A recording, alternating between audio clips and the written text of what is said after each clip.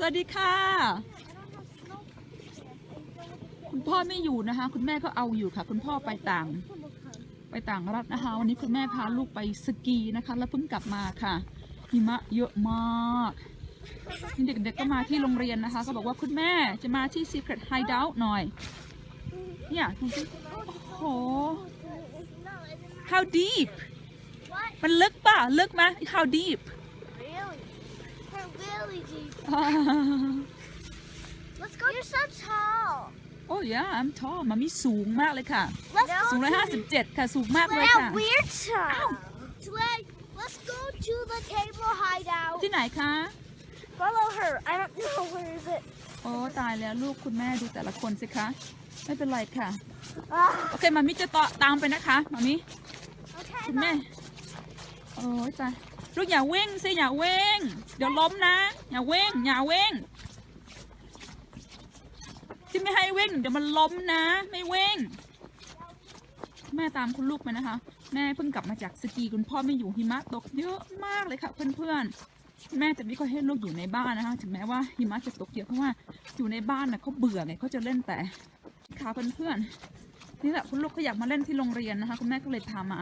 โรงเรียนมันอยู่ใกล้กับบ้านนะคะ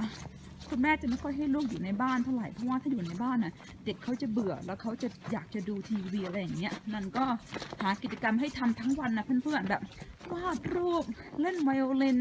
นั่นนี่ถ้าอยู่ในบ้านทั้งวันอ่ะดูแต่ทีวีอ่ะ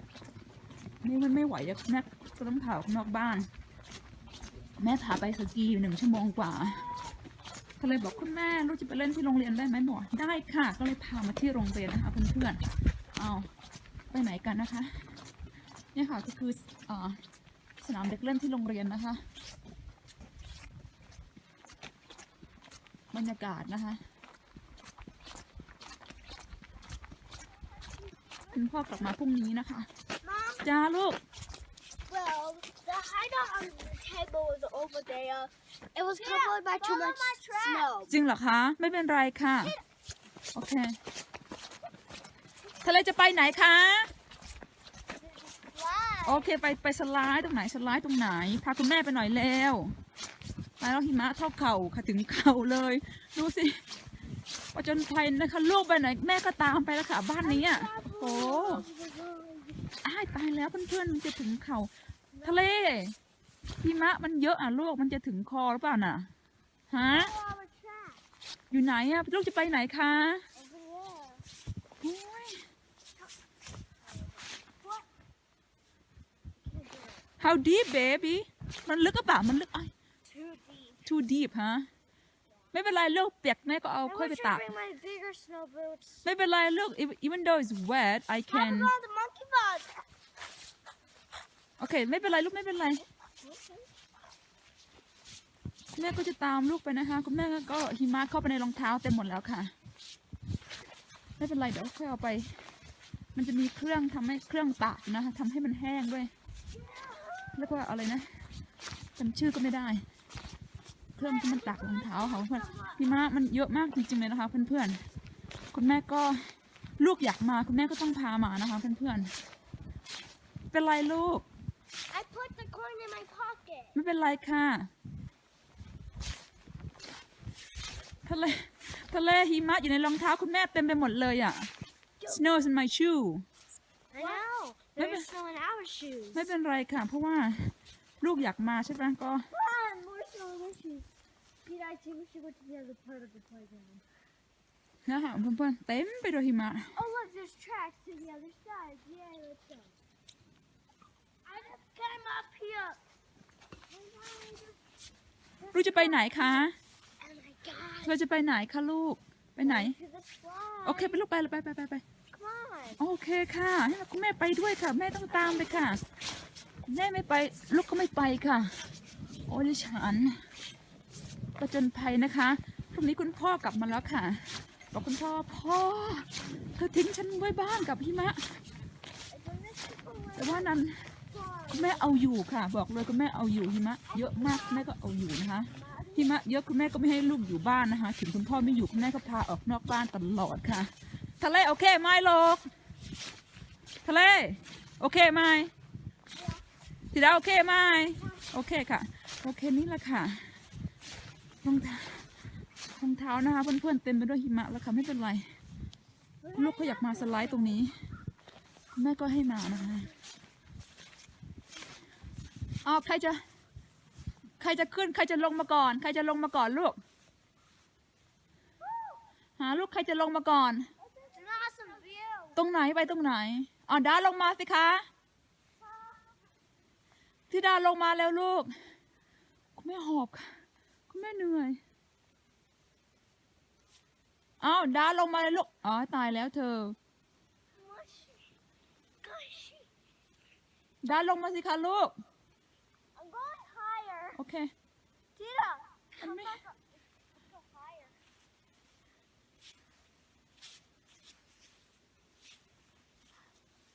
ทะเลลงมาสิลูก No, we gotta make it. ไปตรงไหนล่ะคะ And there. โอเคลงมาเลยค่ะ No, this is a good idea. เอาลูกลงมาเลยค่ะลูกนอนแล้วเหรอ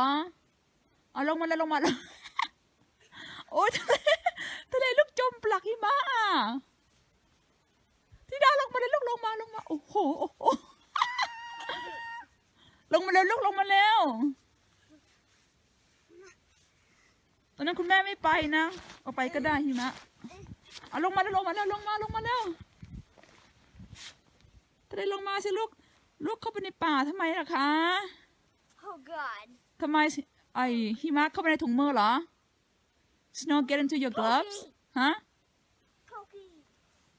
I think I gotta go home. โอเคไปลูกไป No. Yes. ทำไมคะลูกทะเลลูกเบื่อเหรอ You don't like it anymore ฮะ baby You don't like it anymore Freezing. ฮะ We gotta get out of here. ทำไมคะลูกทำไมคะ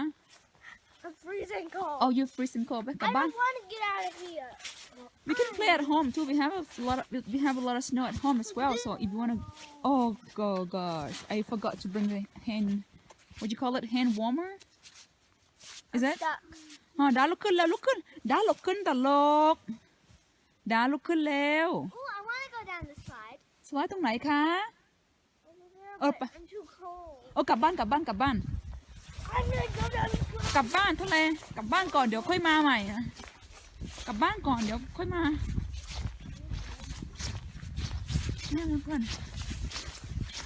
ดีนะฉันหัวไม่ทิ่มถือโทรศัพท์ไปถ่ายอ้ายตายแล้วถ่ายโอ๊ยคุณแม่ตก คุณแม่ทะเลลุกขึ้นสิคะลูก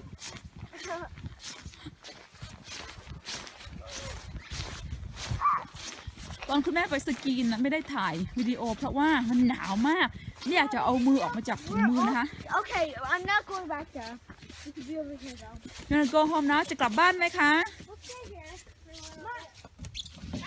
โอ้ได้ ธิดาลื่น ธิดาลื่นเหรอธิดาลื่นเหรอคะมันเป็นน้ำแข็งไงลูกเป็นน้ำแข็งโอเคพ้นแค่นี้ก่อนนะคะสวัสดีค่ะเพื่อนพี่ทะเลกับธิดาบอกว่าคุณแม่ถ่ายวิดีโอลูกสไลด์ลงมาหน่อยเดี๋ยวคุณแม่จะถ่ายนะลูกอยู่ไหน Who first They put snow. โอเคใครก่อน Who first Me. โอเคพี่ทะเลลงมาก่อน But we need some snow to make it icy. โอเคทะเลใส่ถุงมือหรือเปล่า You wear gloves ลูกทะเลใส่ถุงมือโอเค Now we're wearing gloves. Move. โอเคคุกทะเลออกลูกออกเร็วออกเลยเดี๋ยวน้องธิดามามาเร็วเดี๋ยวดา Your turn. ธิดา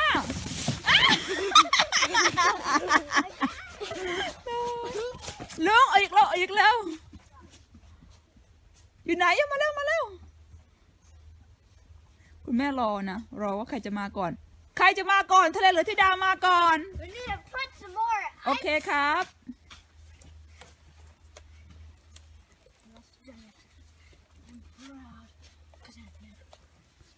พอแล้วครับลูกพอแล้ว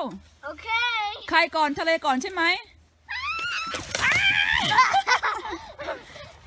Your turn. อ๋อยังไม่กลับนะคะเอามาเร็ว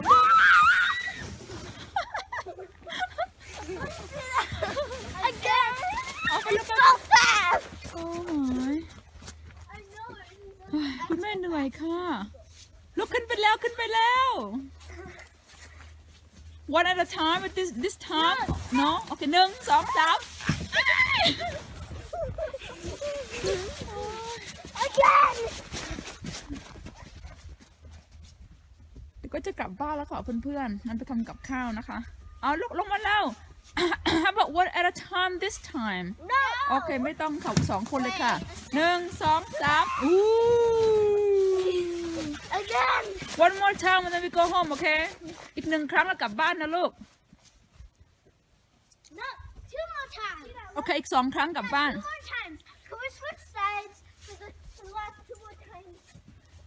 ทะเลพูดสองครั้งกลับบ้านเลยอ๋อหนึ่งสองสามหนึ่งสองพอแล้วค่ะโอ้โอ้ Two more times. ลูกไม่เอาแล้วหนึ่งครั้งเฮ้ Three ย more times. กี่ครั้ง Uh-huh. กี่ครั้ง Times. สองเหรอทุก No. Three. โอเคสามกลับบ้านนะคะหนึ่งสองสามอ้าว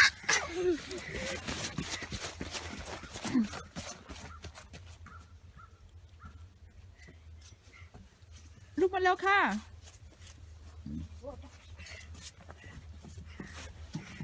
หนึ่งสองสามโอเคพอแล้วค่ะ